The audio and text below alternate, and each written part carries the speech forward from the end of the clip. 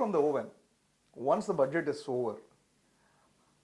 For the first time, the Indirect Tax Bar Association of Chennai, along with the Revenue Bar Association of Chennai, organized a critical analysis meet wherein Natarajan was also a speaker.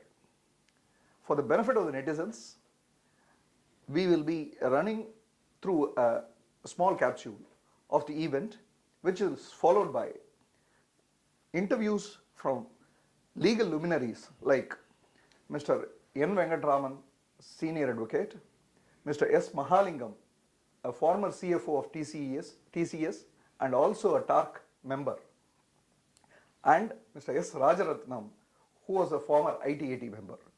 Natarajan interviewed them with his pertinent questions, which followed with very vital and pertinent answers. Let us get into that.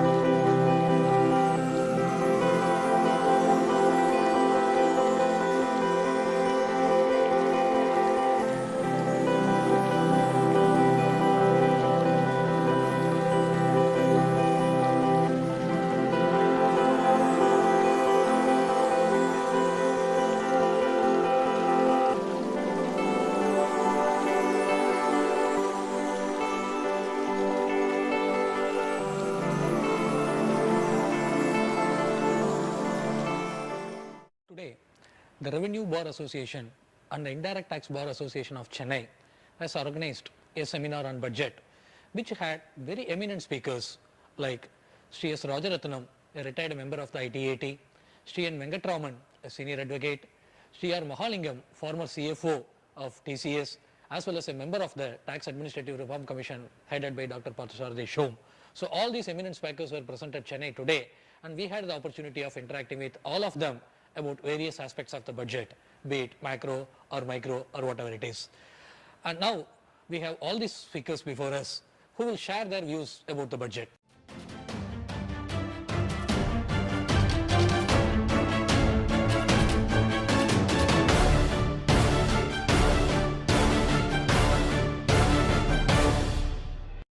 We have with us Mr. Rajaratnam, who was a former member of the Income Tax Appellate Tribunal, amidst a conference which is being organized by Revenue Bar Association and Indirect Tax Bar Association of Chennai. So, sir, may we have your views on the direct tax front about the budget, both the positive and negatives of it? There are many positive factors. First is the reduction of tax rate for corporates, in spite of the fact that it is partly offset by increase in surcharge and cess. It is most welcome because the companies will have greater funds for expansion. The other thing is the abolition of wealth tax.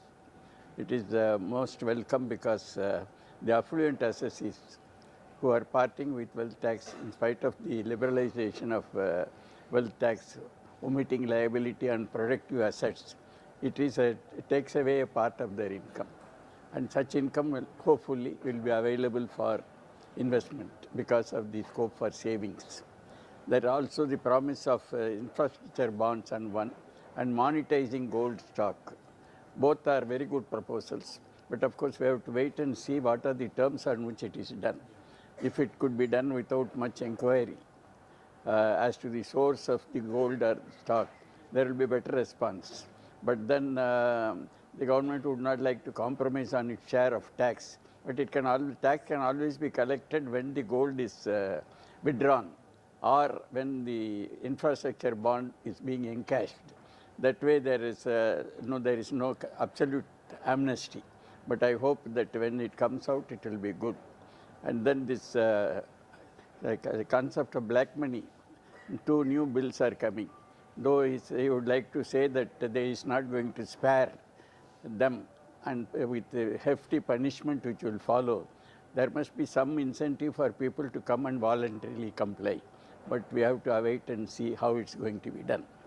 I feel that one of the restricting factors for his being more liberal is that his obsession with the fiscal deficit, that discipline which is committed former government, 4.1 fiscal deficit is a very difficult thing. That means you can achieve it only by reducing public expenditure and increasing the sources of income. But it was not necessary. The government economists have been very much harping upon sticking to the fiscal targets. But then the independent economists have said that it can wait. Growth can solve all the problems. Much more is what is more important is growth. And this is partly growth oriented, but could have been more liberal if this obsession with fiscal deficit had not been so much with the finance minister. Okay, sir. Thank you, sir. Before closing, so how would you rate this budget out of a scale of 10? Yes, scale of 10, that all depends upon the way you look at it. From the growth point of view, I will say 9 out of 10. But for the protection of the poor, which I feel has been only food security bill could have solved, I feel that I would place it only at 5 out of 10.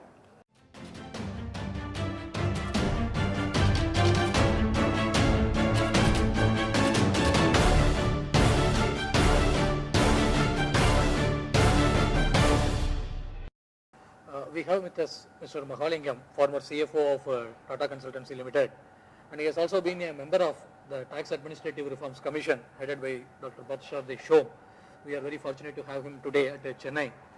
In fact, the commission has came down very heavily on the government as far as the aspect of non-adversarial tax administration is concerned, vis-a-vis what is actually happening on the field. So, as a member of the committee, how do you see this budget on that front, on that promise of the government on non-adversarial tax administration? I think, the fact that the finance minister specifically referred to this report and said that he is in the process of implementing is a very important step from our perspective. He has also acknowledged at a point that that we need to essentially bring the dispute resolution in a more systematic and have these disputes resolved early and so on. So that's definitely an attitude as far as the government is concerned. What we need to do is to ensure that they implement it in full rather than take some bits and pieces, because immediately after the report came out, there are a couple of steps that they had taken. One was in terms of this for the dispute resolution, in terms of the commissioners and so on, full time, and therefore speeding up the process. Then they had taken another circular, if I recollect right, was on not calling chief executive officers. Some of these were some suggestion that we had made, but they don't constitute the whole thing, and therefore we need to look at it from a more holistic manner. Yeah, maybe the last part of the report was submitted only on 20th of February, so definitely we can hope for more things in the future. So as far as the other macro issues of the budget are concerned, the growth orientation, the skill development, and the other 5 criteria which the finance minister has identified, on those fronts, how do you rate this budget? The basic thing is, it's a budget which has not done anything bad, in the sense that it has not introduced anything, which is going to be drastic in its effect and so on. The question that is there is it going to kickstart the economy, because that is very badly needed and so on. There are certain provisions. In fact, when I talk to infrastructure people, they are happy that there is a fund that he has created. There is a investment that he is essentially talked about, which is of a modest amount of 70,000 crores of rupees, but still nevertheless an investment that is coming from the public sector. So there are actions that he has essentially taken. Now, I think given the credibility of the government's action and management capability at this moment in time, and the fact that they are very keen on pushing the economic front, there is a lot of hope. But if you were to specifically ask is the budget going to push that, I have my own doubts about it.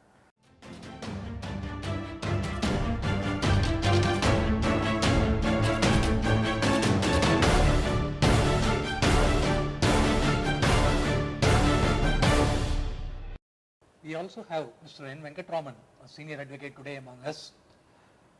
He has been a very busy advocate, but we are able to catch him for today's discussion. So the Finance Minister, he has identified various core areas in the budget like black money, Make in India, skill development and all that. So on all those fronts, how do you see that this particular budget, whether the promises made and the implementation thereof, so how do you see this budget has come out? I feel this budget has been a very honest budget to a very great extent. But as far as black money is concerned, at one end of the spectrum there is a democratic compulsion, and the other end of the spectrum there is a commercial reality. So a successful finance minister is one who is able to bridge both. I think the suggestion, the amendments suggested now leading to imprisonment and rigorous imprisonment is not going to work. There are investment compulsions, there are ever so many other business dimensions to this issue. It is not a core political issue alone. So a final resolve in terms of bringing money on board into the economy, which can stimulate and help growth, unless you assure non-disclosure and exit policy by way of heftier taxes and fines and bringing money, I think you don't have an option of solving this issue. You mean the non-disclosure of the person who is... You should, unless that is assured, and now I think people are ready to pay back money with fines, but with an assurance of non-disclosure and non-prosecution. This may, ultimately this brings money into the regular stream of things, which can help growth. This should be the approach over a period of time, is what I feel is workable. As far as the other amendments, Make in India, there is a huge gap in terms of exports between India and China. China does 22% export, we do 2% export. So when we are neighbors and when we have the infrastructure and capacity to do, I think any encouragement in that area is going to only prove well in the long run. And secondly, there is a difference between service industry and manufacturing sector. Service industry results in circulation of money, but not creation of assets, whereas manufacturing base alone leads to creation of assets in the long run. So an economy which is buoyant in manufacturing will be a very successful economy in the years to come. So this thrust is therefore needed. As far as third area is concerned, GAR, deferral of GAR, this is again connected to investment. Attracting investment and implementation of GAR cannot go together. So if money has to flow in, then you can't put a lot of rigors to it. So there are two promises which are encouraging as far as investment is concerned. It has been deferred for 2 years. And the minister has also made a policy statement that if GAR is going to be implemented in India, it will be prospective. So they are not going to bring the existing investments under this scanner, which is good in terms of business prospects and growth. Not much is being talked about the corporate tax reduction from 30% to 25%. How do you really see it? It's, I think the media has hyped it too strongly and too widely, giving a feeling as though that it's a pro-corporate policy, that corporates tomorrow are going to pay 5% less. Let me make it very clear. This is a policy statement by the minister suggesting that in the next 4 or 5 years, he will be reducing the direct tax, corporate tax from 30% to 25%. This year, corporate houses are actually going to pay more taxes because of the increased surcharge. And they will be paying more taxes under the regular tax front, also under MAT, and also under the dividend distribution tax scheme. So nothing to worry about their payment for this year. Let's see how this policy translates over a period of time. And this is again an assurance to the foreign investor that you will have a stable and a rate of tax which is attractive when compared to other countries in say Malaysia or Vietnam or Indonesia, as the case may be, where now we are getting competition from these areas. So this is more towards that. And finally, this government has lived up to its promise that there will not be any retrospective amendment. But we have seen some prospective amendments to overcome the judicial pronouncements, one of which is you are the architect of the Delhi Chit Fund Association case where it is held the chit funds are not liable to pay service tax, and you argued the case. And now that has been undone. So how do you react to this? I'm happy that it has been undone only prospectively. But see, I think this is something which we should not feel bad about. A prospective amendment overruling a judgment is a legislative choice. Doing it retrospectively, even though they have the sovereign power to do it, it hurts the industry and its planning. So it is very encouraging that they have got over a few judgments in service tax this year, but all these amendments are only prospective, and is very assuring.